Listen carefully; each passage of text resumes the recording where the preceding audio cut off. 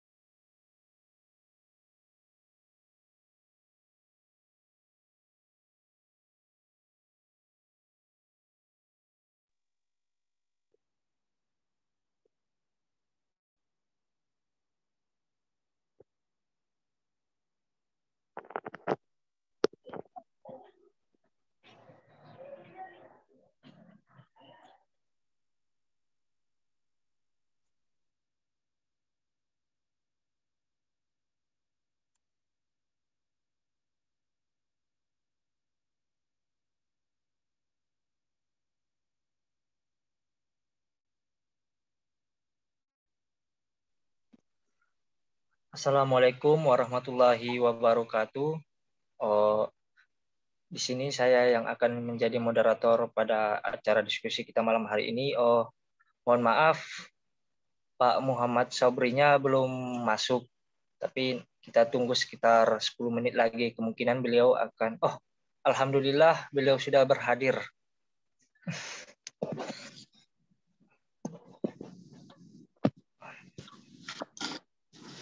Assalamualaikum Pak Sabri dari Pak Wawan di Banten, UIN. Sudah hadir ya?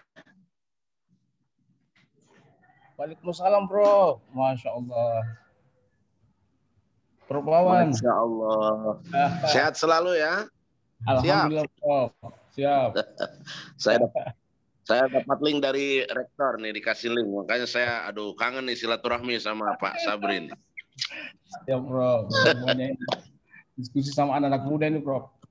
Saya mantap. Lagi OTW dari Jogja, Prof. Baru tiba ini 5 menit masuk di Cirebon. Luar biasa. Pancamandala sampai di mana Pancamandala? Itu insya Allah akan dikukuhkan nanti dalam bentuk program kerjasama, Prof.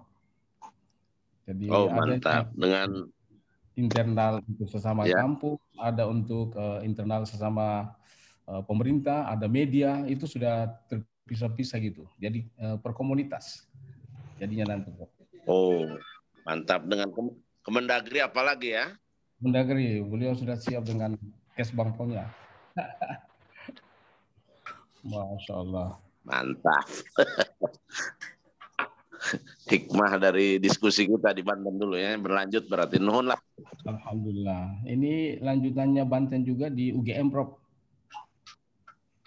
Untuk simposium nasional ekonomi Pancasila, Prof. Kapan itu? Insyaallah September. Nanti Prof mewakili. Banten sama Pak Rektor. Boleh. Pak Sahlan tuh teman itu pindah mutasi dari PMK ke BPIP ya? Enggak, kemarin dilantik, Prof. Dilantik. Salah satu direktur di apa? Iya, itu Pak Sahlan. Di Diklat. Dan hadir malam ini ya? Mudah-mudahan. Ya. Belum gabung ya? Belum gabung kayaknya Pak Salam.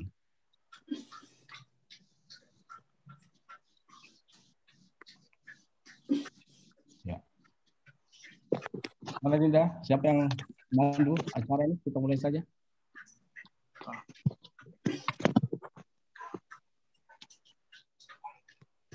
Mana Ketua Umum PB? Ketua PB mana? Assalamualaikum Pak Sabri, terima kasih banyak sudah berkenan hadir di diskusi Zoom ini, Kak. Oh iya, Dinda. Ketua Umum. Ya, Kak, gimana kongres ini? Terima kasih banyak, Kak. Insya Allah, Kak, kami sedang persiapan Pleno 3 buat mempersiapkan agenda-agenda kongres. Nah, salah satu sebenarnya dari proses agenda ini adalah kita ingin ke depan HMI ini kembali lagi punya identitas. Identitas yang kita maksud adalah dalam hal secara ideologis, ketika kita bicara HMI, kita kembali bicara hal yang substantif, Kakanda. Nah, itu yang ingin kita capai dalam proses diskusi ini. Diskusi ini bukan hanya di tahap ini saja, tapi kita mau berkelanjutan dan terkhusus untuk diskusi seputar Cak Nur, kita ingin outputnya nanti ada berupa buku yang kemudian akan menjadi catatan kita untuk perjalanan HMI di masa mendatang. Kira-kira seperti itu, Kakanda. Ya, terima kasih. Ya. Bagaimana Bung Prof Ismail sudah?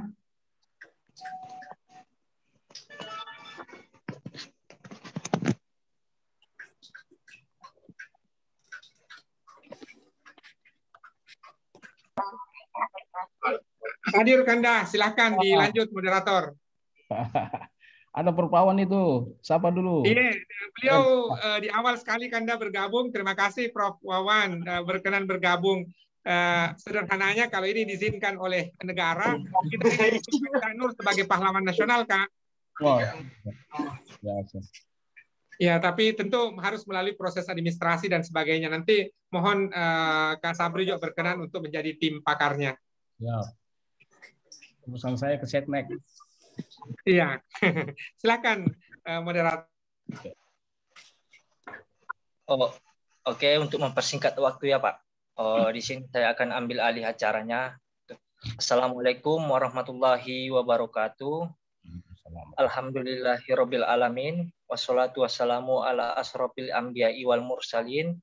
Sayyidina wa habibina wa syafi'ina wa maulana Muhammadin wa ala alihi wa ashabihi ajmain, amma ba'du. Yang saya hormati narasumber kita yang alhamdulillah telah hadir pada malam hari ini, yaitu Bapak Dr. Muhammad Sabri, yang akan menjadi narasumber kita pada acara diskusi malam hari ini.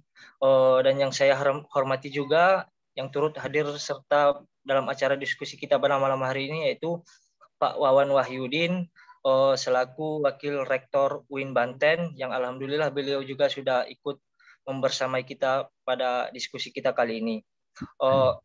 Dan tak lupa juga saya memberi hormat kepada Abang Anda Abdul Muiz, selaku pejabat Ketua Umum Pengurus Besar Himpunan Mahasiswa Islam, yang alhamdulillah juga sudah hadir di hadapan layar kita masing-masing. Dan yang saya hormati juga para hadirin yang sudah berkenan hadir pada acara diskusi kita kali ini. Marilah sama-sama kita ucapkan rasa syukur kepada Allah Subhanahu wa Ta'ala yang telah memberikan kita nikmat sehingga kita bisa berkumpul bertatap muka melalui via Zoom malam hari ini untuk mencari ilmu dan kebaikan. Tak lupa pula salam dan salawat kita lantunkan untuk junjungan kita Nabi besar Muhammad Shallallahu Alaihi Wasallam. Selanjutnya, marilah bersama-sama kita berdoa semoga acara ini dapat dirahmati oleh Allah dan kita diberikan sudut pandang yang benar dan bijak sekaligus lurus sesuai petunjuk Tuhan yang Maha Kuasa. Sebelum acara dimulai, izinkan saya memperkenalkan diri. Nama saya Nasir Wirawan Sinaga dan pada saat acara ini akan bertindak sebagai moderator. Selanjutnya di sini saya akan memperkenalkan narasumber kita pada malam hari ini, yaitu Bapak Muhammad Sabri. Beliau sekarang menjabat sebagai Direktur Pengkajian dan Materi Badan Pembinaan Ideologi Pancasila, yang alhamdulillah pada malam hari ini sudah hadir di hadapan layar kita semuanya. Perlu saya informasikan bahwasanya acara diskusi kita kali ini akan diadakan untuk menjembatkan antara narasumber dan para peserta diskusi. Diharapkannya dengan adanya forum diskusi kali ini narasumber bisa membangun ide-ide dan pengetahuan baru sehingga bisa membangun yang menarik nantinya.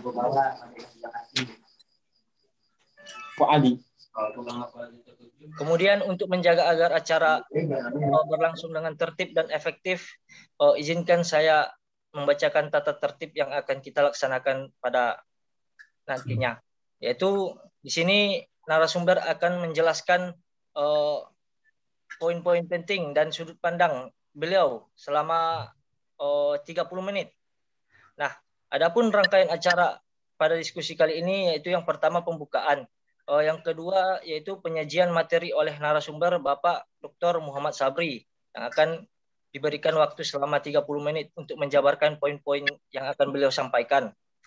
Yang ketiga itu adalah tanya jawab yang akan, dan yang keempat itu adalah bagian penutup. Kita langsung saja ya memasuki acara yang pertama yaitu pembukaan dengan mengucapkan basmalah. Bismillahirrahmanirrahim. Acara selanjutnya adalah penyampaian materi yang akan disajikan oleh narasumber yaitu Bapak Dr. Muhammad Sabri. Waktu dan tempat saya persilahkan. Terima kasih. Assalamualaikum warahmatullahi wabarakatuh. Alhamdulillah wa syukurillah wa la haula wa la quwata illa billah.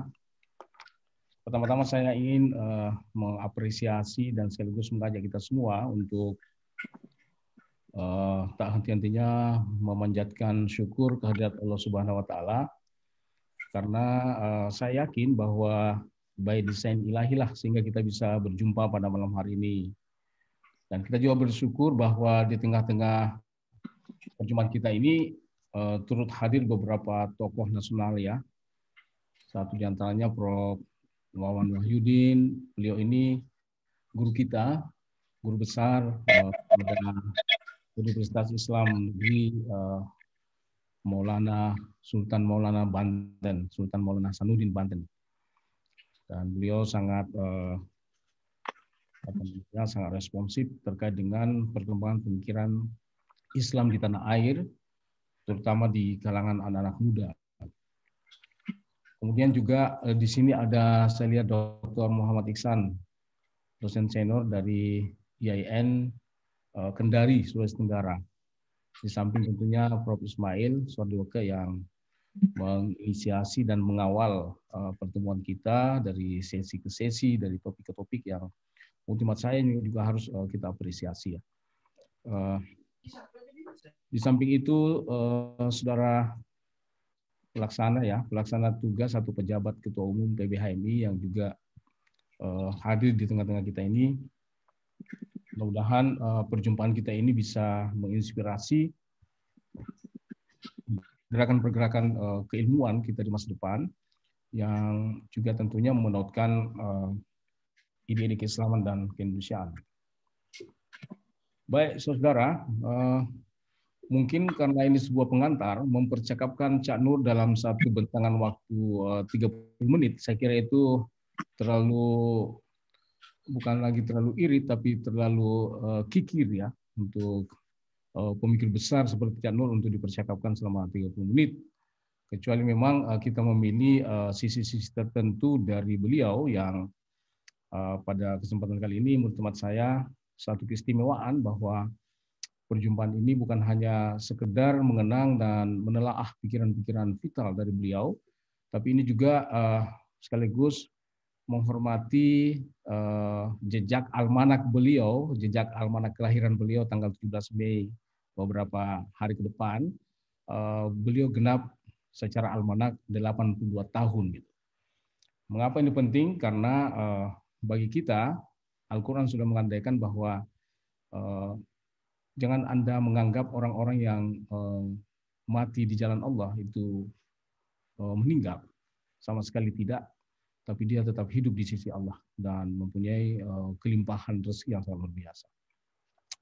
Baik, Bapak, Ibu, dan saudara-saudara yang saya cintai, mungkin ketika kita mencoba mempercakapkan Cak Nur, ya, salah satu konstruksi yang terbangun dalam pikiran kita bahwa beliau ini adalah salah seorang pemikir ensiklopedik Islam di Indonesia. Jadi kalau ada pemikir-pemikir Islam dengan tema-tema besar pemikiran keislaman di tanah air, maka Cak Nur adalah tokoh yang sangat terpenting itu. Dia sangat terpenting sebagai pemikir ensiklopedik dalam pemikiran keislaman. Karena itu hampir semua tema-tema besar dalam tradisi keislaman itu sudah dilahap oleh Cak Nur dengan eksplorasi yang sangat luar biasa, baik dalam konteks ketika beliau menjadi aktivis mahasiswa Islam, kemudian menjadi seorang scholar, kemudian dia menjadi seorang pemikir besar, itu memberikan satu gambaran bahwa hampir semua tema-tema besar dalam tradisi Islam beliau sudah persembahkan dalam konteks Indonesia. Kemudian yang menjadi persoalan kita hari ini adalah bagaimana setelah Cak Nur? Gitu. Apakah masyarakat Islam Indonesia, terutama kaum aktivis dan juga akademisi Islam di tanah air, itu mempunyai pemikiran bahwa pikiran Cak Nur ini jangan macet di sini gitu. Perlu ada genealogi, perlu ada penelusuran sejarah sebuah gagasan gitu. Jadi saya melihat Cak Nur sebagai satu sosok ini tidak lahir dalam satu bentangan historis yang mengalami penghampaan budaya dan penghampaan pemikiran. Tetapi beliau sebenarnya hadir sebagai satu konsekuensi logis dari genealogi tradisi pemikiran Islam di Nusantara, kira-kira seperti itu. Jadi beliau ini hadir melanjutkan satu bentangan tradisi pemikiran di tanah air, apakah dalam bentuk Nusantara, pra keindonesiaan merdeka hingga kemerdekaan, maka beliau ini adalah salah satu mata rantai emas, ya, salah satu mata rantai emas dalam tradisi pemikiran Islam di Indonesia. Karena itu menurut tempat kami bahwa meletakkan Cak Nur sebagai sosok itu jangan diletakkan secara pribadi, tapi dia harus diletakkan dalam sejarah genealogi pemikiran Islam di Indonesia. Kemudian yang juga ingin saya blow up dalam perjumpaan kita ini, saudara-saudara, mungkin bagaimana pikiran-pikiran rohis dalam ruang keindonesiaan. Dan bagaimana pasca Cak Nur, pikiran-pikiran itu bisa ditumbuh kembangkan, apalagi ketika kita menyadari pertumbuhan gerakan-gerakan pemikiran, kemudian adanya disrupsi-disrupsi pemikiran, baik disrupsi pemikiran umum maupun pemikiran keagamaan, ini menunjukkan bahwa kita harus menyiapkan satu kerangka pemikiran lanjut dari Cak Nur sebagai satu juga gerakan genealogi yang sangat panjang. Ketika kita mencoba untuk menelusuri ke belakang, khususnya dalam konteks pemikiran Islam di Indonesia, saya melihat bahwa sebenarnya Nurholis merupakan kelanjutan dari pemikir-pemikir sebelumnya. Ketika misalnya pemikiran keislaman itu ditautkan dengan keindonesiaan. Jadi memang ketika orang bicara tentang keislaman keindonesiaan, maka orang akan menautkannya dengan Cak Nur. Sebelum Cak Nur ini seolah-olah terpisah, gitu ya. Tapi ketika ia muncul dengan satu simbol naratif gitu ya, keislaman, kemodernan, keindonesiaan, maka ini sebuah segitiga pemikiran yang selalu ditautkan kepada Cak Nur. Kalau sebelum beliau itu umumnya mungkin terpaut dua, Islam dan kemodernan, Islam dan keindonesiaan atau nasionalisme dan sebagainya, tetapi ketika beliau hadir, beliau sebagai satu apa yang saya andaikan tadi sebagai kelanjutan genealogi pemikiran, beliau menautkan tiga unsur itu tadi, keislaman, kemodernan dan keindonesiaan. Nah, yang pertama, keislaman keindonesiaan ini ada beberapa tokoh yang penting untuk kita hadirkan sebagai satu gerakan gerak genealogis. Mengapa ini penting? Karena kalau kita misalnya berkiblat pada teori-teori pemikiran, kita misalnya diinspirasi oleh teori siklisnya Muhammad Arkun. Ya, Arkun mengandaikan bahwa sebenarnya pemikiran itu bergerak secara siklis, dan beliau meletakkan bahwa ada tiga komponen yang sangat berpengaruh terkait dengan tumbuhnya sebuah pemikiran. Yang pertama, kata Arkun, adalah sejarah, jadi aspek historis itu sangat penting sekali. Kemudian yang kedua, pemikiran itu sendiri, komponen kedua, dan yang ketiga adalah komponen bahasa. Jadi tiga komponen ini bergerak secara siklis, sejarah, pemikiran, bahasa. Mengapa sejarah? Karena sebuah bentangan historis itu mengiklimkan dan menciptakan ekosistem tradisi pemikiran tertentu. Itu sebabnya selalu ada keterkaitan antara pemikiran dengan sejarahnya. Gitu. Ini yang disebut dengan genealogi pemikiran. Sehingga dua komponen pertama yaitu sejarah dan pemikiran itu terpaut. Bahwa setiap pemikiran itu terkait dengan respons, terkait dengan persoalan-persoalan yang muncul pada satu bentangan historis tertentu. Itu sebabnya antara sejarah dan pemikiran sangat terkait. Kemudian komponen ketiga kata Arkun adalah bahasa. Ini juga menentukan meskipun secara sangat ketat bahwa antara sejarah dan pemikiran sangat berhubungan, sangat kuat, tetapi yang tidak bisa dipungkiri, kata Arkun, adalah model pembahasaan, bagaimana ia diwacanakan, bagaimana ia menjadi suatu diskursus, menjadi diskurs.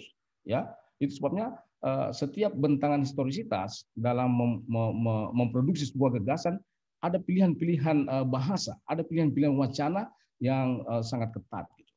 Dan inilah yang oleh Muhammad Arkun disebut sebagai teori siklis. Nah, dalam konteks inilah saya melihat bahwa Cak Nur tidak bisa kita letakkan sebagai pribadi tunggal yang bergerak begitu saja menciptakan gerakan-gerakan pemburuan pemikiran tanpa menautkan dengan sejarah gagasan yang mendahului beliau. Nah, dalam konteks ini saya ingin berangkat dari Cokro Aminoto. Ya, sebenarnya ketika orang mencoba memperbincangkan relasi agama dan negara, maka kita akan bertemu dengan Cokro atau relasi Islam dan keindonesiaan dalam konteks Cak Nur itu, maka kita akan bertemu dengan Cokro. Cokro lah di awal tahun 20-an yang paling mendemonstrasikan bagaimana relasi antara ide-ide keislaman dengan ide-ide tentang nasionalisme di satu sisi, dan ide-ide keislaman dengan ide-ide sosialisme di sisi yang lain. Jadi dia ingin memberikan suatu gelora di tengah-tengah keterkepungan kita, di tengah-tengah keterjajahan kita oleh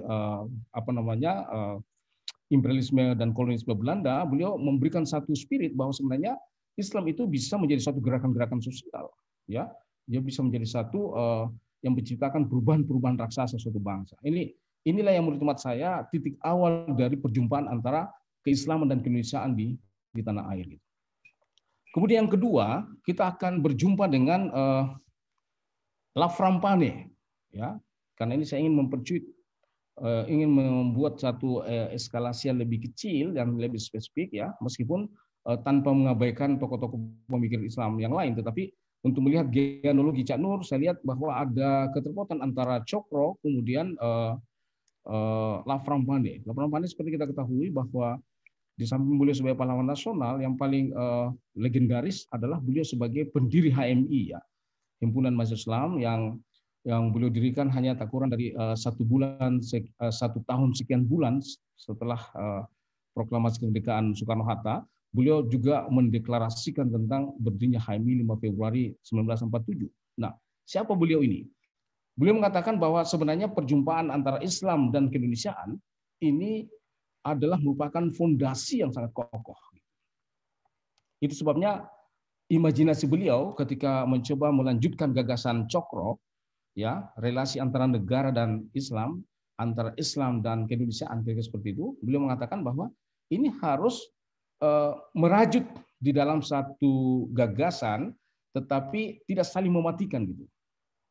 Biarkanlah ciri-ciri keislaman itu tetap muncul dalam ruang keindonesiaan, dan biarkanlah ruang-ruang keindonesiaan ini diisi oleh citra universalisme keislaman. Jadi itu ada dialog. Itu sebabnya, saudara, mungkin kita tidak akan heran ketika beliau mendirikan HMI, maka tujuan HMI itu beliau bentangkan dalam apa namanya, anggaran dasar, bahwa tujuan HMI pertama menegakkan syariat Islam dalam kehidupan masyarakat, itu yang pertama. Yang kedua adalah mempertahankan dan membela kemerdekaan Indonesia.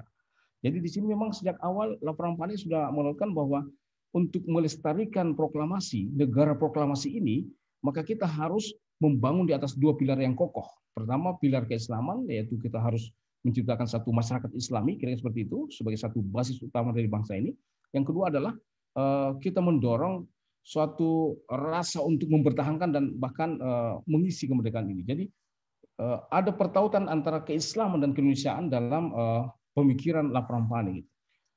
Meskipun demikian, sepertinya tampak bahwa Lafram maupun Cokro masih melihat bahwa Islam dan Indonesia itu adalah 2 komponen yang berbeda, meskipun tidak bisa dipisahkan, ya. Dia sesuatu yang berbeda tapi tidak bisa dipisahkan, atau dia tidak bisa dipisahkan meskipun bisa dibedakan, kira-kira seperti itu. Nah, ini yang tampak dari 2 pemikir ini. Nah, apa yang terjadi pada Cak Nur ketika ia mengenalkan tentang ide-ide keislamannya, menurut hemat saya ini merupakan kelanjutan logis dan kelanjutan genealogis dari 2 tokoh pemikir kebangsaan dan keislaman sebelum beliau, yaitu Cokro maupun Lafram Pane.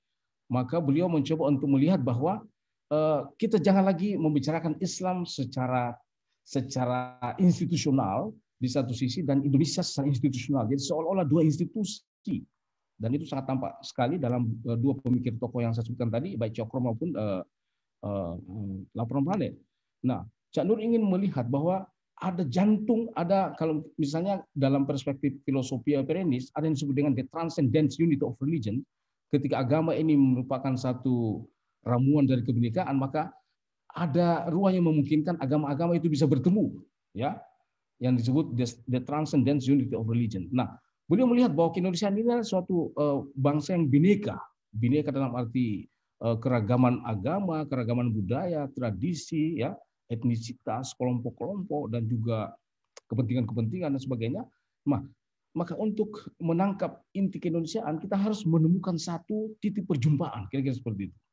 Sebagaimana dalam analogi studi lintas agama, ada the transcendence unity of religions, ada perjumpaan transenden, ada titik perjumpaan yang bersifat suprarasional dan yang bersifat spiritual, kira-kira seperti itu. Nah, beliau melihat bahwa Indonesia yang majemuk ini, baik dari segi agama, suku, ras, antar golongan dan sebagainya, itu mesti didamaikan, mesti dipertemukan, dan kita memiliki satu kekuatan yang menjadi magnet dan sekaligus bisa mempersatukan itu. Nah, disinilah ia menemukan satu pemikiran bahwa disinilah gagasan genial Bung Karno tentang Pancasila itu menjadi sangat penting, ya.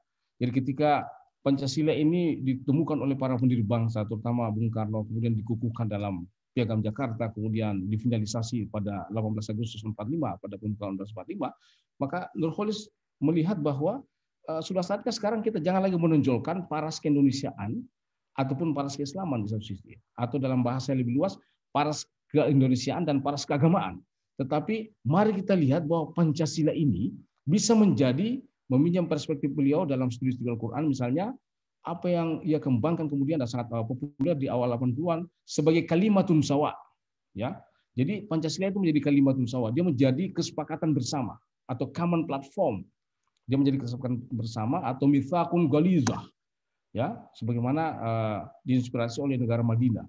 Ini sebabnya bahwa Cak Nur sebenarnya lebih maju dari dua pemikir sebelumnya, ya, lebih maju dari Cokro, lebih maju dari Lavrambane, karena beliau tidak lagi ingin ada keterjebakan secara institusional yang secara praktikal, jangan lagi ada keterjebakan misalnya antara diriku sebagai warga negara Indonesia dan diriku sebagai umat Islam, itu kan jadi problematis. Ketika seolah-olah ini ada pertentangan, ada tarik menarik kepentingan, yang mana yang Anda bela? Diri Anda sebagai umat Islam atau diri Anda sebagai warga negara Indonesia? Nah, Cak Nur ingin mengatakan jangan ada lagi pertentangan seperti itu. Meskipun ini nggak bisa dipisahkan, tetapi jelas bisa dibedakan antara Islam dan Indonesia. Nah, disinilah yang bisa mempertemukan itu, kata beliau, yang menjadi common platform, menjadi mitsaqun ghaliza, ya, menjadi kesepakatan para pendiri bangsa, kesepakatan luhur para pendiri bangsa, itulah Pancasila. Makanya Pancasila waktu itu ya, ketika dia dipolitisasi dalam suatu gerakan asas tunggal untuk seluruh partai politik dan ormas, dan salah satu korbannya dalam tanda petik korban historisnya adalah HMI, karena HMI sampai hari ini tetap terbelah dua waktu itu, MPO dan DIPO, dan sekarang ini terbelah 4 saya lihat, bahkan terbelah 6, saya nggak tahu, ini menyedihkan ini sebenarnya, dan ini autokritik bagi kawan-kawan ormas terutama HMI. Ketika Anda masih terbelah seperti ini berarti Anda tidak sadar historis, Anda berkubang pada kubang sejarah, padahal orang sudah melenting ke masa depan. Ini autokritik menjelang Kongres sebenarnya. Jadi kalau sejauh ini politik belah-belah seperti itu sebenarnya itu ketinggalan zaman. Anda lahir terlambat, kira-kira seperti itu. Seharusnya Anda lahir tahun 40-an, Anda harus lahir tahun 50-an. Jadi kalau ini masih terbelah, itu berarti Anda lahir terlambat di zaman ini. Bukan melampaui zaman, terlambat. Karena Anda sebenarnya lahir di era konflik sana, bukan sekarang. Nah, inilah yang menurut hemat saya, kehadiran Cak Nur mampu untuk mencoba menengahi, dan institusi itu sudah mulai meluber, gitu ya. Pertanyaannya sekarang, saudara, menurut hemat saya, apa pemikiran pasca Cak Nur, kira-kira seperti itu. Saya tawarkan saudara, menurut hemat saya, ini yang harus kita kembangkan dalam satu sesi-sesi berikutnya, menurut hemat saya. Kan ini diskusi awal. Kalau Cak Nur sukses untuk mendamaikan antara ide-ide keislaman dan keindonesiaan, dan itu tidak ada lagi split antara diriku sebagai warga Indonesia dan diriku sebagai umat Islam, tidak ada keterbelahan pribadi, maka menurut hemat saya, pikiran lanjut dari Cak Nur adalah Islam Indonesia sudah menyatu. Dengan kata lain, ketika orang berbicara tentang Indonesia, maka dengan sendirinya orang berbicara tentang Islam. Atau sebaliknya, ketika orang berbicara tentang Islam di ormas-ormas Islam dan sebagainya, maka dia juga sudah dengan sendirinya bicara tentang Indonesia. Ada ilustrasi yang saya ingin sampaikan dalam pendekatan sosiologi agama, misalnya begini, saudara. Ketika ketika kita melihat dalam perspektif studi agama-agama, khususnya sosiologi agama, kita akan melihat adanya peta-peta sosiologi agama. Misalnya, kesundaan itu identik dengan keislaman. Kebugis Makassaran identik dengan keislaman. Ya. Kebatakan identik dengan kekatolikan. Kebalian identik dengan kehinduan. Ya. Kemudian ketorajaan identik dengan keprotestanan dan sebagainya. Dan itu diterima secara alami, ya, kira-kira seperti itu. Jadi ada gerak-gerak alami di mana setiap orang, oh orang Batak, oh Katolik, oh orang Bugis, oh Islam, oh orang Sunda, oh Islam, oh orang Bali, Hindu. Meskipun tidak benar, ada orang Bali yang Muslim, ada juga orang Batak yang Muslim, ada orang Bugis yang non Muslim dan sebagainya. Tetapi imajinasi seperti itu dia terterima secara alami. Nah, menurut hemat saya, saudara-saudara, dan ini menurut hemat saya perlu ada diskusi selanjutnya, bahwa pikiran-pikiran pasca Cak Nur adalah tidak lagi menjadikan Pancasila sekedar sebagai pendamai dari identitas yang menguat antara diriku sebagai umat Islam dan diriku sebagai warga Indonesia, tetapi sesuatu yang sudah menyatu lebur. Ketika aku berbicara Indonesia, maka pada saat yang bersamaan aku bicara Islam, atau sebaliknya, ketika aku bicara Islam, maka dengan sini aku adalah Indonesia. Nah, itu kira-kira yang menjadi pertimbangan pemikiran kami, saudara, dan bagaimana menindaklanjuti itu, saya kira ini tergantung dari gerak zaman kita, dan saya selalu yakin dengan kekuatan anak-anak muda ya. Dengan diskusi-diskusi seperti ini kita akan mencoba merumuskan bagaimana tindak lanjut pasca Cak Nur gitu. Pasca pemikiran Nurholis Majid yang menurut saya juga beliau bagian dari genealogi pemikiran dari Cokro, Laframfane ke Cak Nur. Nah, pasca Cak Nur ini yang menurut saya ketika orang bicara Islam dengan serta-merta dia bicara Indonesia, ketika dia bicara Indonesia dengan serta-merta dia bicara Islam. Karena itu jebakan-jebakan katakanlah perda syariah tidak ada lagi imajinasi seperti itu. Jebakan-jebakan negara Islam tidak ada lagi seperti itu. Karena Indonesia adalah negara Islam sendiri. Negara Islam itu adalah Indonesia sendiri di dalam satu pemikiran strategik, bukan suatu narasi publik, tapi dia pikiran strategik. Nah, karena itu kalau ini sudah menjadi sebuah pemikiran mainstream menurut kami, maka perjalanan kebangsaan kita ke depan, terutama ketika kita menyadari bahwa Indonesia adalah negeri Muslim terbesar di seluruh jagat raya ini, maka dia akan menjadi satu corak pemikiran tersendiri yang bisa kita persembahkan, tidak hanya merupakan kelanjutan dari genealogi pemikiran yang dirintis oleh generasi-generasi pemikir sebelumnya, Cokro, Laframfane maupun Cak Nur, tapi juga sekaligus bisa menjawab persoalan-persoalan kebangsaan kita hari ini yang memang sangat plural dan sangat berbagai. Saya kira ini sebagai pengantar diskusi, kawan-kawan sekalian. Terima kasih. Assalamualaikum warahmatullahi wabarakatuh. Waalaikumsalam.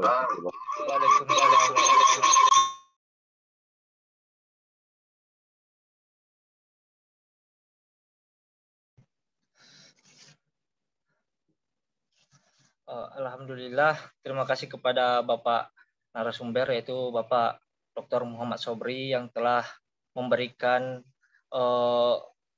masukan dan dapat membuka cakrawala kita dalam berpikir pada malam hari ini. Selanjutnya yaitu ada request tadi dari Pak Adit, yaitu Prof. Mulyadi mohon dijadikan panelis atau penanggap utama pada malam hari ini. Sebelum saya ingin menanyakan kepada Prof. Mulyadi apakah bersedia sebagai penanggap itu pada malam hari ini.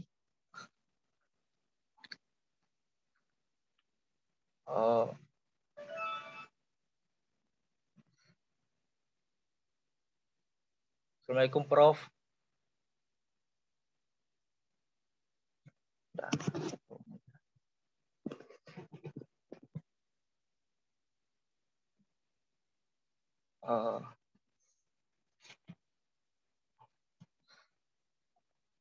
Prof. Mulyadi mungkin tidak bersedia untuk sebagai panelis pada malam hari ini. Selanjutnya kita akan memasuki yaitu acara yang ketiga yaitu sesi tanya jawab. Di sini moderator akan memandu yaitu maksimal 3 pertanyaan dan setiap pertanyaan itu diajukan maksimal selama 2 menit gitu. Kepada teman-teman sekalian, audiens, ada yang ingin bertanya, silahkan. Izin menambahkan sedikit barangkali. Mohon waktu Pak Sabri, moderator. Prof. Wawan, silakan Prof. Wawan. Prof. Wawan Wahyudin. Baik. Terima kasih. Assalamualaikum warahmatullahi wabarakatuh. Waalaikumsalam warahmatullahi wabarakatuh. Alhamdulillah, wassalatu wassalamu ala rasulillah wa ala alihi wa sahbihi wa mawalah amma ba'du. Menarik apa yang disampaikan oleh narasumber kita yang terhormat Bapak Dr. Sabri. Ketika ada satu kalimat, mungkin ini juga percikan dari pemikiran guru kita, Cak Nur. Saya bisa mencoba menegaskan bahwa ya Pancasila itu jadikan titik temu ya, jangan titik pisah. Dan ini juga sebagaimana ditegaskan oleh penulis kita Pak Yudi Latif, Pancasila itu titik temu, jangan jadikan titik pisah. Karena itu saya menyayangkan ketika Mendikbud dengan idenya peta perjalanan pendidikan terkesan memisahkan atau tidak menuliskan frasa agama. Padahal adanya agama di Indonesia itu bukan kehendak rezim, bukan kehendak Kemendikbud, bukan kehendak Kemenag, tapi kehendak konstitusi. Dan itu sudah jelas ada dalam pembukaan UUD 45, Pancasila, UUD 45 itu sendiri, dan Undang-Undang Sistem Pendidikan Nasional nomor 20 2003. Tapi terima kasih kelihatannya Pak Mendikbud setelah dikritisi oleh Muhammadiyah dan juga para akademisi berkenan mendengarkan dan memperbaiki. Nah, inilah ciri pemimpin yang baik sebetulnya, walaupun mestinya jauh-jauh sebelumnya diantisipasi. Jangan sampai membelokkan ya nilai-nilai Pancasila. Saya sudah nulis barusan Pancasila unggul, yang intinya keunggulan Pancasila ini akan terpertahankan ketika kita yakin bahwa itu bisa dijadikan titik temu. Dan menurut Jenderal Alam Shah, mantan Menteri Agama, Pancasila itu hadiah terbesar umat Islam. Tidak mudah mengelola ratusan bahasa, etnis, suku, ras, dan agama. Tapi juga luar biasa Pancasila ini menempatkan agama dengan porsi yang sangat luar biasa. Karena itu kata istilah Gus Dur, negara kita bukan negara agama, bukan negara sekuler, tapi juga bukan negara yang bukan-bukan. Kira-kira begitu ya. Karena itu kita harus jaga betul ini. Bagi saya Pancasila itu harga mati dan harga hidup ya. Karena apa? Inilah titik temu. Titik temu. Jangan dibuat titik pisah. Itu hanya penegasan saja. Terima kasih. Mohon maaf. Assalamualaikum warahmatullahi wabarakatuh. Waalaikumsalam warahmatullahi wabarakatuh. Terima kasih Prof. Wawan Wahyudin yang telah memberikan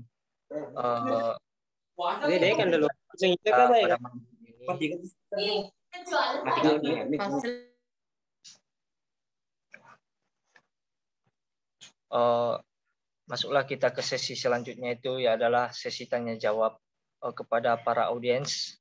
Itu dipersilahkan sebanyak 3 orang yang ingin bertanya kepada 2 narasumber yang telah menyampaikan isi pemikirannya tadi di hadapan kita bersama.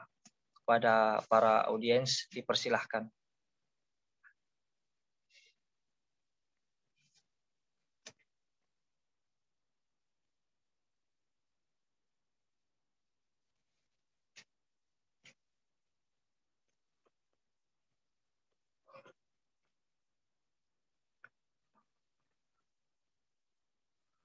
Silahkan kepada Dewi Hisi yang ingin bertanya.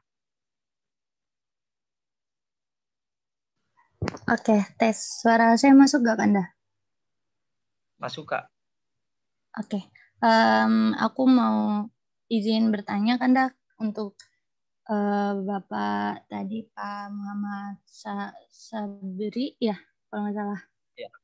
Ya. Lebih kepada keresahan HMI saat ini ya Pak. Ada yang bilang bahwa masa sulit akan menghasilkan pemimpin yang hebat. Pemimpin yang hebat akan menghasilkan masa yang mudah.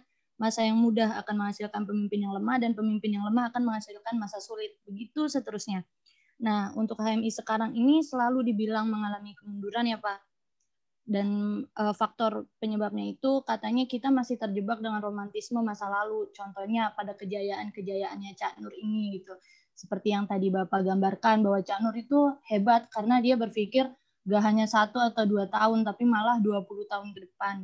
Nah, itu membuat kita tuh masih membangga-banggakan masanya Cak Nur ini, sehingga masa kita yang sekarang justru dibilang mengalami kemunduran. Nah, gimana sih Pak caranya kita untuk kembali menjadikan masa ini tuh kembali kepada kejayaannya gitu? Karena kan kalau misalkan dilihat dari anak-anak yang sekarang, apalagi tadi Bapak bilang HMI sudah terpecah menjadi banyak gitu kan. Nah, itu yang mau saya tanyakan, bagaimana peran kita nih untuk kembali memajukan lagi nama HMI, seperti itu Pak pertanyaan saya. Cukup. Terima kasih. Ya, terima kasih.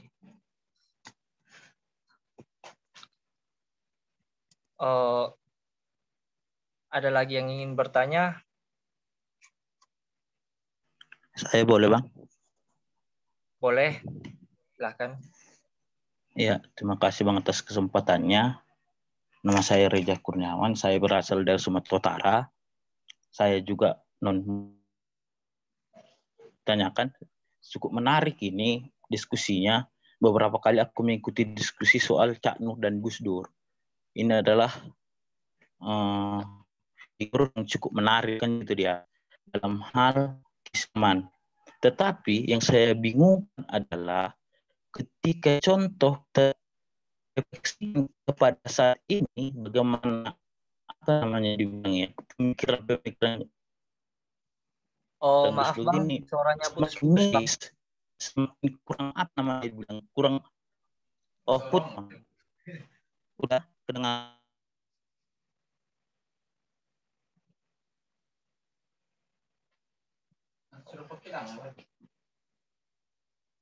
Maaf Bang Reza, suaranya putus-putus, mohon diulang lagi atau ditulis.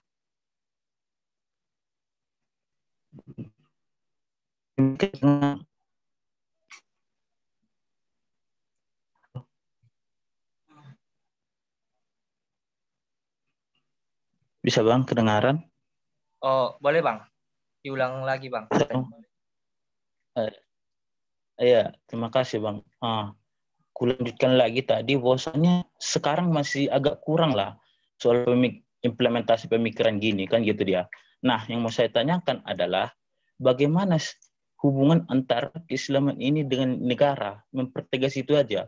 Karena apa? Bertanya bahwasanya contoh kita bilang mengucapkan selamat Natal itu dalam Al-Qur'an itu ada apa larangan gitu. Ada yang bilang ada larangan, tapi itu menjadi kebingungan saya. Apakah itu dilarang karena nasionalisme aja itu bisa diucapkan, atau memang di Al-Qur'an itu ada dituliskan bahwasanya itu dibolehkan menghargai sesama manusia gitu. Terima kasih.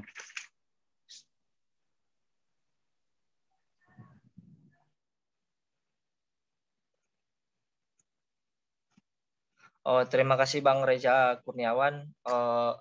Selanjutnya satu pertanyaan lagi. Ada yang ingin bertanya?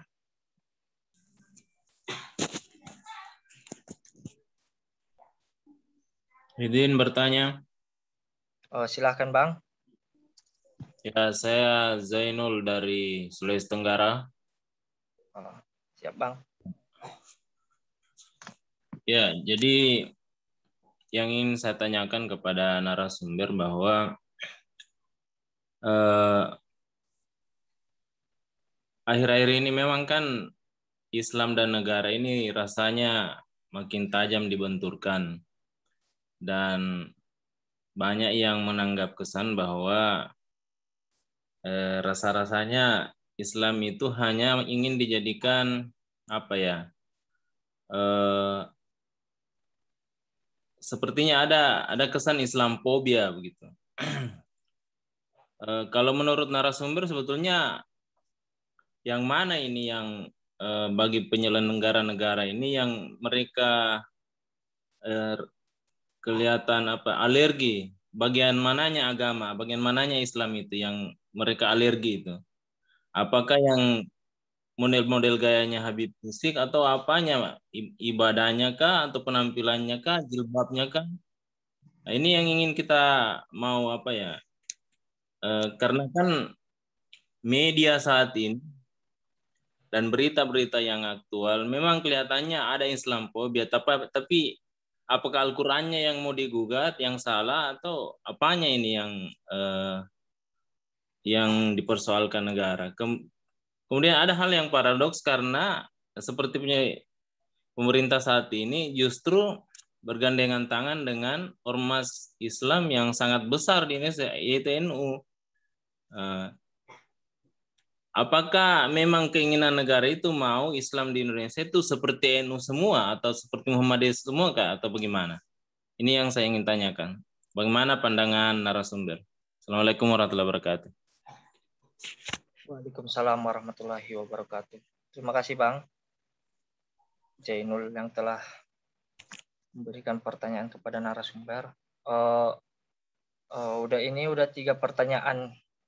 Selanjutnya saya akan mempersilahkan narasumber untuk menjawab pertanyaan-pertanyaan tadi.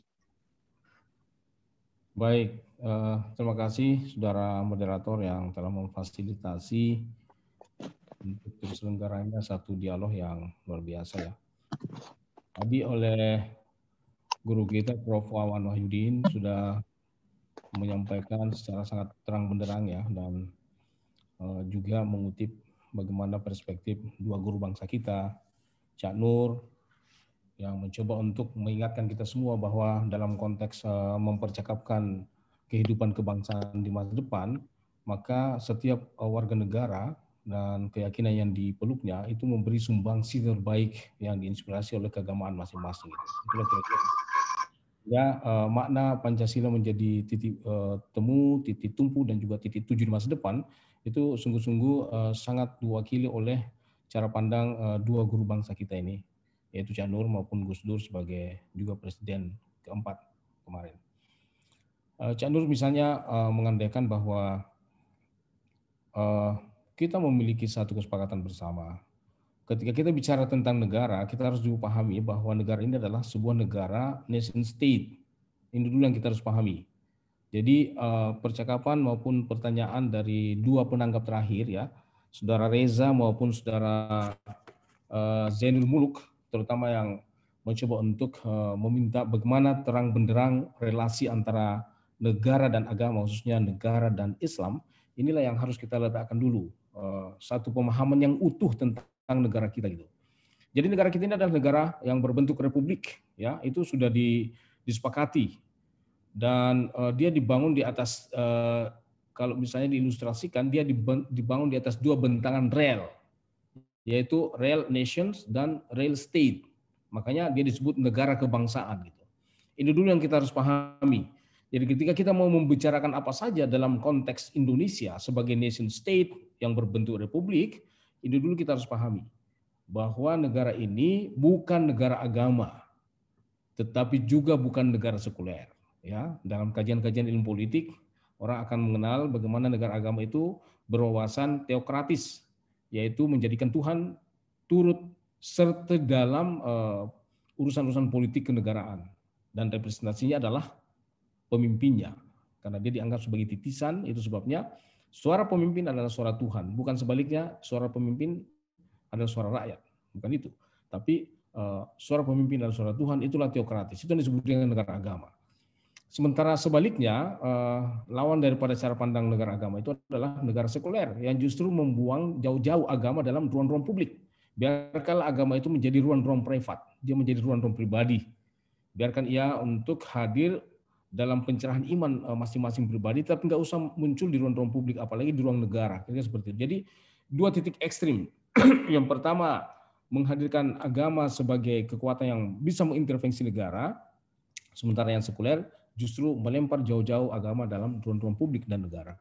Nah, bagaimana Indonesia? Indonesia ini dibangun oleh para pendiri bangsa, bukan negara agama, juga bukan negara sekuler. Tapi bukan negara bukan. Negara Indonesia adalah negara yang sangat religius, di mana agama menjadi sumber moralitas tertinggi.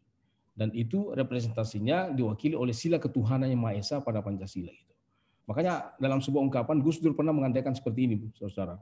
Beliau mengatakan agama adalah merupakan cahaya terang benderang bagi bangsa Indonesia melalui Pancasila. Hal ini menjadi mungkin karena adanya sila ketuhanan yang Maha Esa. Jadi ini sebenarnya yang menjadi penguat bahwa sebenarnya bangsa ini, negara ini menjadikan agama, yaitu spirit atau doktrin tentang ketuhanan yang Maha Esa ini menjadi fondasi moral tertinggi.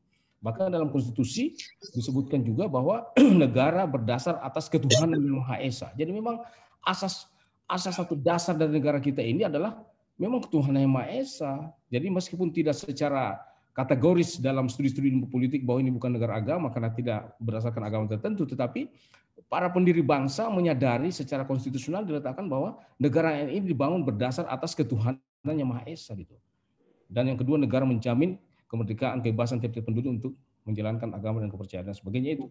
Jadi sebenarnya ini ketika kita memahami ini, barulah kita membentangkan satu perspektif bahwa karena agama adalah merupakan satu inti yang paling kuat dalam kepribadian setiap warga negara, maka agama ini menjadi sumbangsih.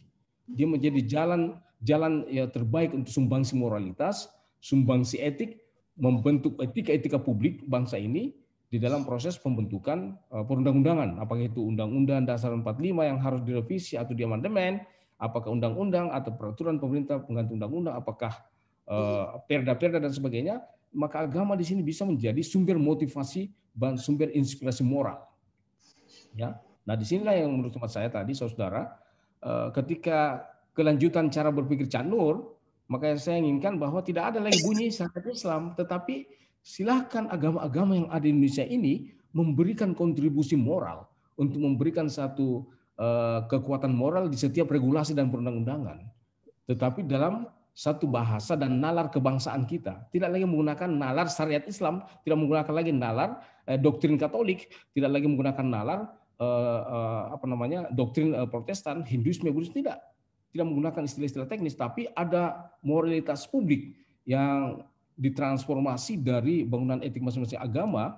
Itulah yang dirumuskan dalam undang-undang dan seterusnya, perundang-undangan. Nah, ini yang menurut hemat saya kita harus letakkan, sehingga sebenarnya sebuah konstruksi sosial yang mengandaikan bahwa tiba-tiba ada Islamofobia, seolah-olah negara ini Islamofobia. Menurut hemat saya ini juga harus diluruskan dengan satu perspektif yang bening, ya, bahwa tidak mungkin negara yang memiliki dasar negara Pancasila, Sila Ketuhanan Yang Maha Esa, kemudian di pasal 29 yang menjamin kemerdekaan orang beragama, kemudian di Undang-Undang Pendidikan Nasional terkait dengan kampus, ya, bahkan pendidikan dasar menengah, di situ dijelaskan bahwa orientasi pendidikan kita ini mengarah kepada pembentukan iman dan takwa serta berakhlak mulia dan sebagainya.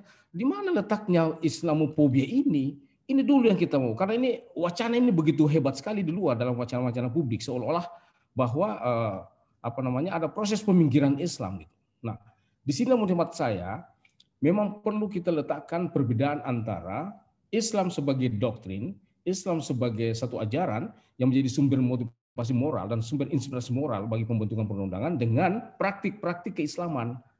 Nah, praktik-praktik keislaman inilah yang menciptakan satu satu warna-warni, ya, apa yang hari ini disebut dengan populisme agama dan juga Islam politik, di mana Islam menjadi satu identitas politik, ya. Apakah itu boleh? Boleh saja. Yang tidak boleh itu politik identitas. Kalau identitas politik boleh. Menjadikan agama sebagai satu identitas partai politik boleh. Dulu kita mengenal Partai Kristen Indonesia, di situ ada Partai Masyumi, sekarang juga ada Partai P3, ada bisa. Dia bisa menjadi identitas politik. Yang tidak boleh adalah mempolitisasi agama di dalam ruang-ruang percaturan politik. Itu namanya politik identitas. Mempolitisasi isu suku untuk suatu gerakan demokrasi. Itu yang disebut dengan politik identitas. Nah, oleh karena itu kita juga harus saling mencerahkan, ya. Kita harus mampu membedakan mana Islam politik dengan politik Islam.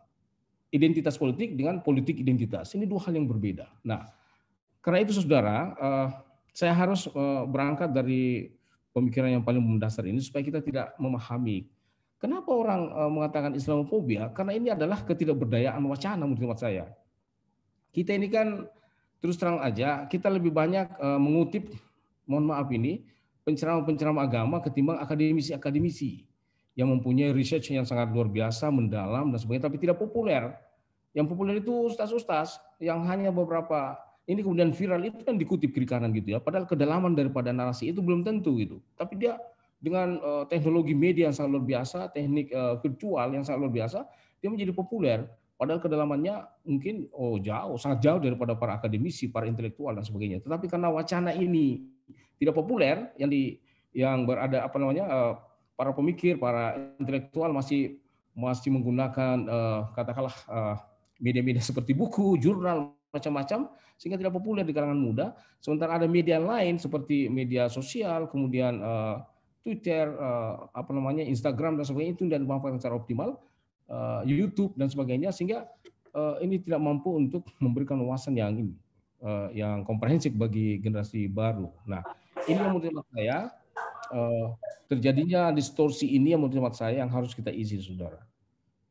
Apa yang dikhawatirkan oleh misalnya saudara Reza tadi, bagaimana sebenarnya Islam dan negara. Ini kan seperti Anda sendiri bertanya, apakah ada dalam Al-Quran itu? Tidak ada dalam Al-Quran yang seperti itu. Itu adalah satu tradisi sunnah, ya. Karena pada masa Nabi itu di Madinah memang perlu ada identitas untuk membedakan mana Yahudi, mana Nasrani. Karena ini kan Islam pendatang. Jauh sebelum Islam datang ke Madinah, di situ sudah lama suku Yahudi, agama Yahudi sudah bercokol di sana, Nasrani, Majusi sudah banyak. Nah, Islam ini baru bergabung di Madinah. Sementara dia mendapat kepercayaan bahwa Nabi itu bisa menjadi pemersatu dari kelompok-kelompok, baik kelompok agama maupun kelompok suku, itu bisa menyatu di bawah wibawa Rasulullah Muhammad SAW. Nah, untuk itu perlu ada identitas. Bagaimana cara identitasnya? Dibuat identitas yang bersifat sosiologis. Satu diantaranya itu adalah ketika Kristen, agama Nasrani mengadakan tradisi Natalan gitu ya, Nabi melarang karena itu dianggap bagian dari identitas. Ya, tetapi Al-Quran tidak pernah menyatakan bahwa tidak satu pun dalam Al-Quran menyatakan mengucapkan selamat Natal itu nggak boleh, nggak ada seperti itu.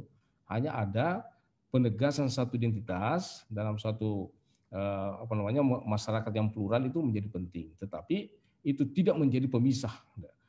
Kita juga harus mengimbangi misalnya pencerahan umat.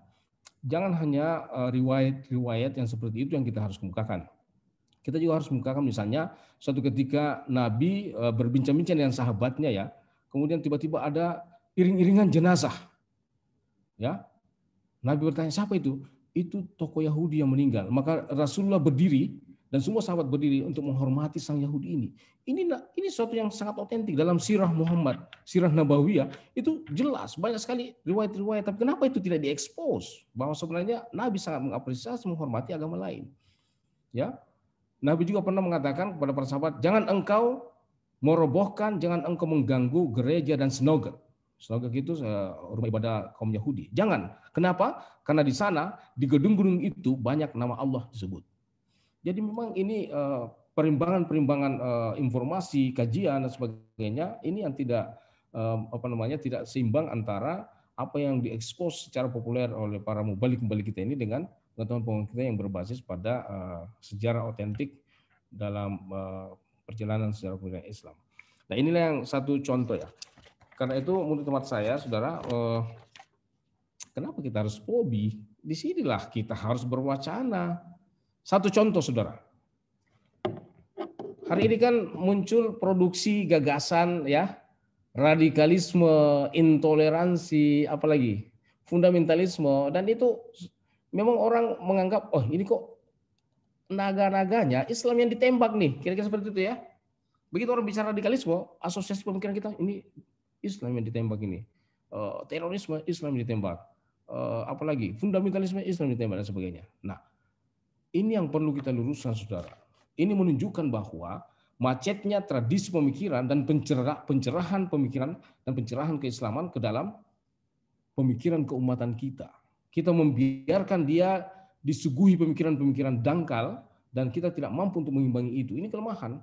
Makanya kalau misalnya ormas-ormas Islam seperti HMI, Muhammadiyah, NU, ini yang dulu harus dia garap. Bahwa ada problem yang ada di tengah-tengah masyarakat hari ini, itu tidak lagi diasupi pemikiran-pemikiran yang betul-betul mumpuni, tetapi dia dihasuti dengan pikiran-pikiran yang sedikit provokatif dan sebagainya, sehingga dia dengan mudah untuk terarahkan seperti itu. Satu contoh misalnya, kita tidak bisa membedakan antara agama sebagai doktrin dan pemikiran keagamaan seorang tokoh. Itu mudah sekali untuk membuat kita tergelincir. Apakah ini pemikiran keagamaan secara otentik yang berbasis pada Al-Quran atau Sunnah, ataukah penafsiran tokoh-tokoh agama, gitu ya? Ini yang tidak bisa kita bedakan, seolah-olah baik yang pertama maupun yang kedua sama-sama Islam. Padahal tidak. Yang Islam otentik itu yang berbasis pada Al-Quran dan Sunnah, sementara pemikiran dan penafsiran tokoh-tokoh agama itu relatif. Dan itu masih bisa diperdebatkan. Nah, ini mungkin dalam konteks ini patut kita misalnya diinspirasi bagaimana para pemikir-pemikir Islam Indonesia pada masa yang masa-masa lalu yang tidak terlalu jauh dari kita, patut memberi cerminan kita untuk melakukan satu gerakan ijtihadi maupun gerakan pemikiran keislaman. Misalnya begini, saudara. Sekarang ini muncul dalam media sosial seolah-olah jihad itu berbahaya, kira-kira seperti itu ya. Itu dicitrakan oleh satu gerakan sosial media, pokoknya jihad itu identik dengan kekerasan, kekerasan itu identik dengan bom bunuh diri dan kekerasan itu identik dengan terorisme dan sebagainya, sehingga jihad sama dengan terorisme sama dengan kejahatan. Kira-kira seperti itu. Ini berhasil membentuk sebuah opini bahwa jihad itu harus disingkirkan dalam ruang-ruang percakapan publik Indonesia. Kira-kira seperti itu. Dan kita terima tanpa kritik. Soalnya itu jihad memang itu sangat berbahaya. Nah, ini kelemahan intelektual kita. Kita tidak mampu untuk memberikan satu respons, meng-counter attack bahwa jihad itu tidak seperti itu. Jihad itu sesuatu yang mulia. Nah, untuk hal seperti ini sebagai satu contoh saudara, maka kita harus menghadirkan dua hal. Pertama, pendekatan secara historis, dan yang kedua pendekatan dalam kajian-kajian akademik yang berbasis pada Al-Quran maupun Sunnah. Misalnya yang pertama, pendekatan jihad dalam perspektif Al-Quran maupun Sunnah misalnya, kita akan memberikan satu counter attack bahwa jangan Anda mengatakan jihad itu sangat berbahaya. Jihad itu identik dengan kekerasan. Jihad itu identik dengan bom bunuh diri. Jihad itu identik dengan terorisme. Itu keliru. Mengapa? Karena dalam nas Al-Quran, dalam teks-teks suci Al-Quran, jihad itu selalu diandalkan sebagai sesuatu yang mulia. Dan itu diungkapkan dalam teks-teks suci Al-Quran maupun tradisi Sunnah. Nah, bagaimana pendekatan teoritiknya? Menurut hemat saya, pertama, Anda harus mengembangkan suatu pemikiran bahwa dalam tradisi Islam ada satu kata atau masdar, isi masdar, ya, akar kata, yaitu jahada. Jim, ha, dan dal, jahada itu yang melahirkan 3 derivasi, yaitu jihad, ijtihad, maupun mujahadah, yang sangat berpengaruh dalam sejarah peradaban Islam. Jahada itu secara harfiah artinya sungguh-sungguh, atau orang yang berkomitmen secara sangat kuat. Ya, dia melahirkan 3 hal dalam tradisi Islam. Pertama, jahada melahirkan jihad. Apa itu jihad? Jihad misalnya dalam teks-teks Al-Quran, wa jihadun fi sabilillahi bi amwalikum wa anfusikum. Berjihadlah engkau di jalan Allah secara sungguh-sungguh dengan menghibahkan sebagian hartamu dan dirimu sendiri. Jadi ada yang aspek material di sini. Ini menjadi satu sisi tertentu dalam sejarah peradaban Islam. Tapi ada derivasi yang kedua dari kata jahada, yaitu ijtihad. Apa itu ijtihad? Itu secara intelektual. Kesungguhan secara intelektual, bagaimana kita mengkaji kembali teks-teks Al-Quran, untuk menafsirkan hadis, dan juga mengkaji altar historis, bagaimana mengkaji sosiologis kita, kebudayaan kita kaji, dan kita sembunyikan peradaban pengetahuan. Itu yang disebut dengan ijtihad. Sementara yang ketiga, dari kata jahada itu juga melahirkan apa yang disebut dengan mujahadah, yaitu kesungguhan secara spiritual. Nah, sekarang apa itu jihad? Jihad itu tidak bisa dipisahkan dengan ijtihad dan mujahadah. Jadi jihad itu tidak bisa dipisahkan dengan nalar logik dan juga nalar spiritual.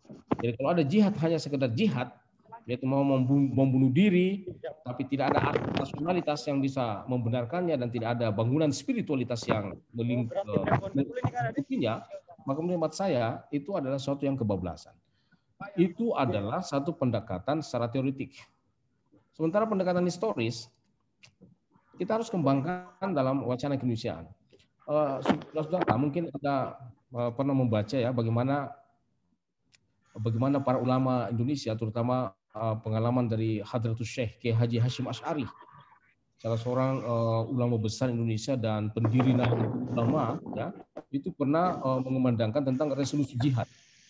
Ya, resolusi jihad ini seperti kita ketahui karena adanya kembali dari kolonialisme yang membonceng pada pernikah itu untuk masuk kembali dan tidak mau mengakui proklamasi kemerdekaan. Dia masuk kembali ke tanah air dan melakukan kemudian kita kenal dengan agresi militer pertama, kedua dan sebagainya, itu merupakan taktik Belanda untuk kembali ke tanah air. Nah, ini ulama-ulama Jawa Timur, terutama di Jawa Timur dan Madura, mengadakan satu pengkajian. Ini ada apa nih?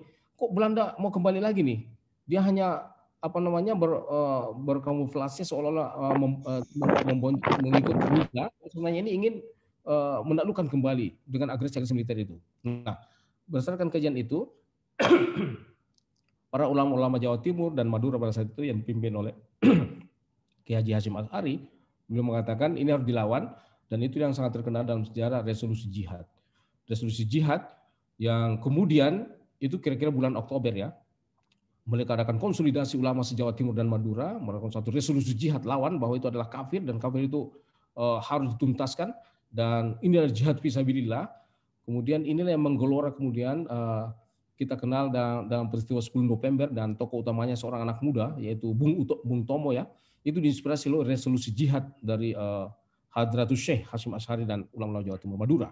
Nah, di sini meletakkan bahwa kita memberi kesadaran, jangan Anda mengatakan bahwa jihad itu berbahaya, jihad itu berbahaya, berdarah, membunuh diri, itu kan salah satu stigma.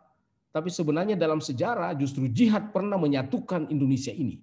Jihad pernah mengkonsolidasi NKRI ketika para agresor, yaitu Belanda ingin kembali menjajah Indonesia, justru dia tampil ke depan dan dia menghalau itu dengan resolusi jihad. Nah, mungkin dengan cara itulah saudara kita meng-counter attack ilusi-ilusi publik yang coba dibangun oleh sementara pihak bahwa Islam itu sangat berbahaya dan karena itu menciptakan Islamophobia, itu menurut saya ketidakberdayaan intelektual. Makanya harus dilawan bahwa Anda keliru ketika Anda mengatakan Islam itu sangat berbahaya, justru sebaliknya, misalnya kata-kata jihad itu pernah hadir dalam sejarah yang mengkonsolidasi rakyat Indonesia, umat Islam, justru untuk mempertahankan kemerdekaan dan menghalau setiap ikhtiar untuk merebut kembali itu. Nah, ini yang menurut saya, saudara, jangan kita membiarkan bahwa Islamophobia itu betul-betul dipelihara orang, itu masuk ke ruang-ruang mental kita, lantas kita terima tanpa kritik, ya kita terima apa adanya gitu, karena kita nggak mempunyai keberanian intelektual dan ketidakberdayaan intelektual untuk memberi respons itu. Saya kira ini ya yang untuk internal HMI ya untuk urusan Anda lah. Saya tidak mau mengintervensi Anda gitu. Anda mau lihat Cak Nur sebagai tokoh senior Anda di HMI atau bukan? Kita tidak bicara di sini romantisme dalam arti kemewahan-kemewahan kebesaran seseorang. Tapi kita meletakkan Cak Nur sebagai satu pemikir besar bangsa ini, baik dalam konteks pemikiran keislaman maupun dalam konteks pemikiran keindonesiaan yang kita harus apresiasi. Karena kalau kita tidak mengapresiasi, kita mengalami keterputusan sejarah gagasan tentang ide-ide keislaman dan keindonesiaan yang seperti saya katakan tadi, diinisiasi oleh banyak orang, tapi ada 3 tokoh yang menurut saya memiliki persambungan, mulai dari Cokro, Laporan Panai ke Cak Nur. Jadi ini bukan persoalan romantisme, justru genealogi namanya, genealogi pemikiran. Anda juga jangan terjebak dengan istilah itu bahwa kesulitan akan melahirkan satu kebajikan-kebajikan, itu omong kosong itu. Itu kalau ada ikhtiar, tapi kalau kesulitan Anda buat perpecahan terus, ya dari dua pengurus besar menjadi 4 pengurus besar, jadi 6 pengurus besar, itu bukan kesulitan, itu membunuh, itu gerakan membunuh sejarah gitu. Jadi Anda harus bedakan mana yang kesulitan yang diandaikan dalam Al-Quran, inna ma'al usri yusra, fa inna ma'al usri yusra, itu bahwa di balik kesulitan, di balik ujian, itu ada potensi untuk meraih kemenangan. Sekali lagi di balik ujian ada kemenangan. Tetapi kalau Anda yang merawat konflik, Anda yang merawat ketidakberdayaan, Anda mengatakan itu kesulitan dan kita akan melahirkan pemimpin hebat, itu omong kosong. Nggak ada cerita seperti itu. Itu adalah sebuah silogisme yang kacau. Silogisme yang keliru. Justru perbaiki dulu kepemimpinan hari ini, karena kepemimpinan masa depan sangat ditentukan oleh kepemimpinan generasi abangnya. Jadi kalau Anda yang kacau hari ini, bagaimana bisa Anda melahirkan generasi-generasi junior di kemudian hari yang baik? Enggak mungkin. Jadi generasi terbaik hari ini itu karena dia telah dibina oleh generasi abangnya. Saya ini bisa begini karena saya mengakui bahwa abang-abang saya, generasi saya itu mampu membina kami gitu. Nah ini sebaliknya, kalau Anda berada pada situasi konflik terus, itu berarti Anda tidak akan bisa melahirkan satu generasi terbaik. Nah ini silogisme seperti ini perlu dirumuskan secara kritis, tapi saya tidak mau mencampuri urusan Anda ya, ormas-ormas Islam, terserah, tapi itu menurut saya perlu kita mengkritisi situasi yang terkini. Ya. Terima kasih. Assalamualaikum warahmatullahi wabarakatuh. Waalaikumsalam warahmatullahi wabarakatuh.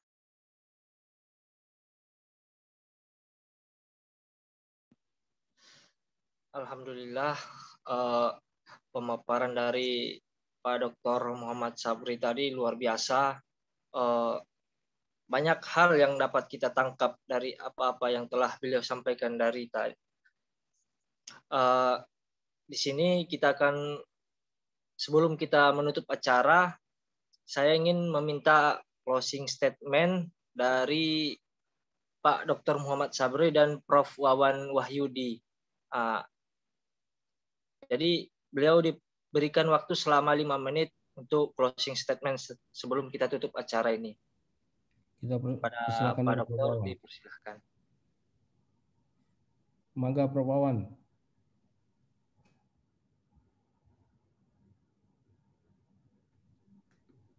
Baik, terima kasih. apresiasi terhadap acara ini dan saya menyimak sejak awal, terutama guru kami ini Pak Dr. Sabri yang luar biasa memberikan pencerahan tidak hanya untuk generasi muda, generasi tua juga masih terus perlu support ya terkait dengan perkembangan dan dinamika saat ini. Ada beberapa catatan penting untuk generasi milenial dan generasi muda saat ini.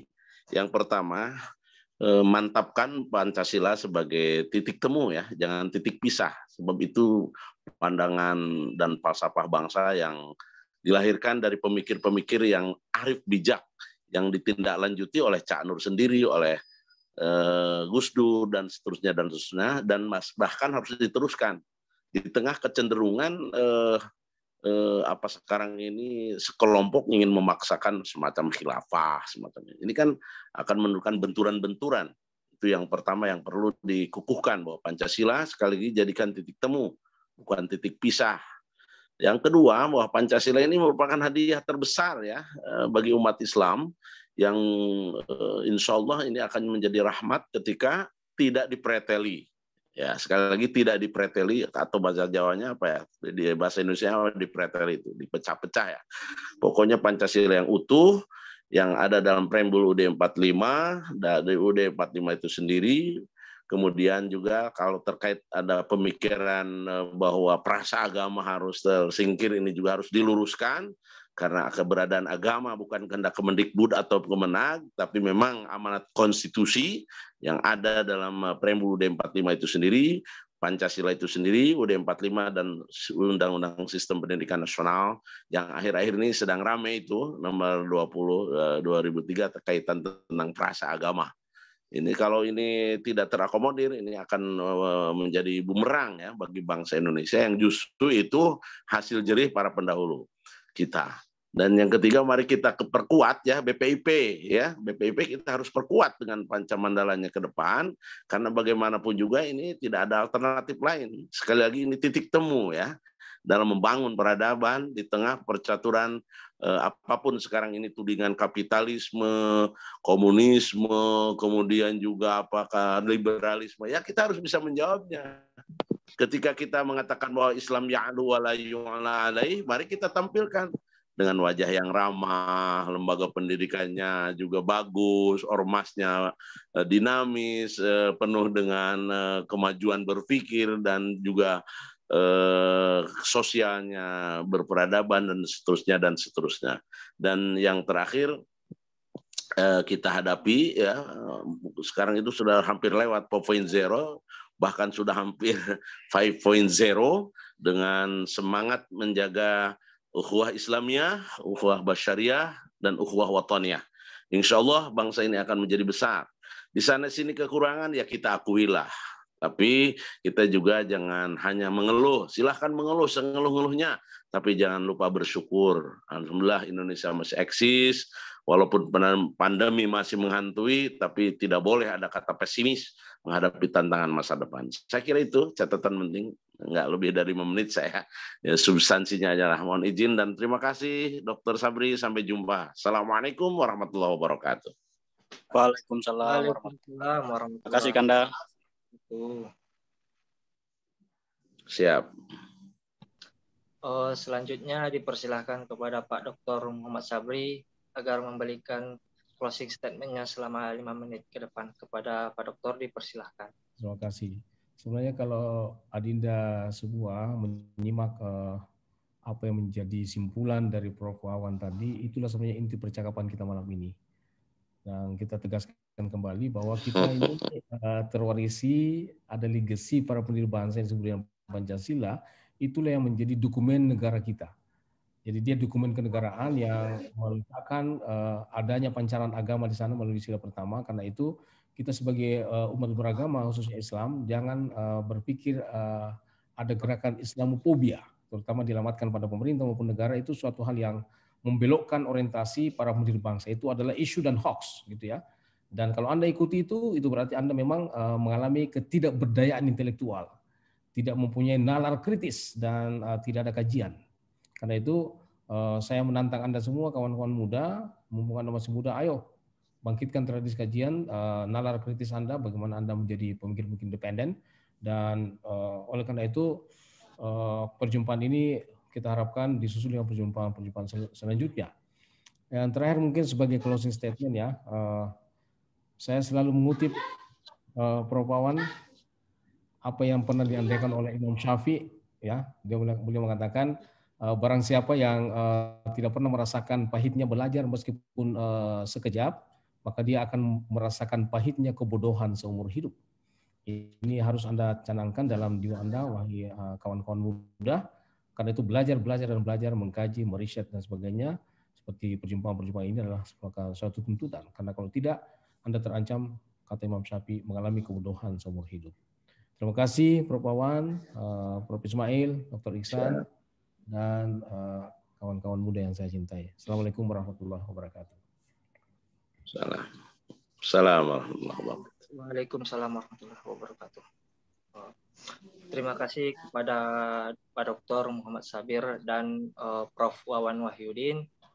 Semoga apa yang beliau sampaikan dapat kita implementasikan dalam kehidupan kita sehari-harinya nanti. Ada atau tidaknya titik temu kita pada malam hari ini sangat tergantung kepada persepsi dan hasil diskusi dan pandangan para audiens dapat disimpulkan dengan pandangannya masing-masing sendiri. Demikian diskusi kita pada malam hari ini. Marilah kita tutup sesi ini dengan bersama-sama mengucapkan Alhamdulillahirabbil alamin. Saya selaku moderator terima kasih kepada Bapak Muhammad Sobri dan Prof. Wawan Wahyudin dan para Bapak Ibu dan hadirin sekalian semua atas partisipasi aktifnya pada malam hari ini. Saya juga memohon maaf jika ada kesalahan selama acara ini berlangsung. Saya sebagai moderator undur diri. Terima kasih. Wassalamualaikum warahmatullahi wabarakatuh. Waalaikumsalam warahmatullahi wabarakatuh. Terima kasih Prof. Wawan. Salam Pak Rektor. Siap. Yeah. Siap. Terima kasih. Terima kasih Pak Iksan. Dan Wawan, ya. Baik Bang. Prof. Wawan, makasih Bang.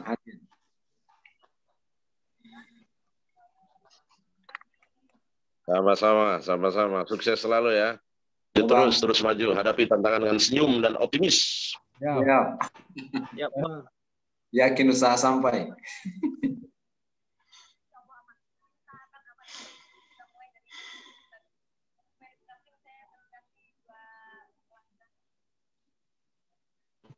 Pak Ismail udah live ya?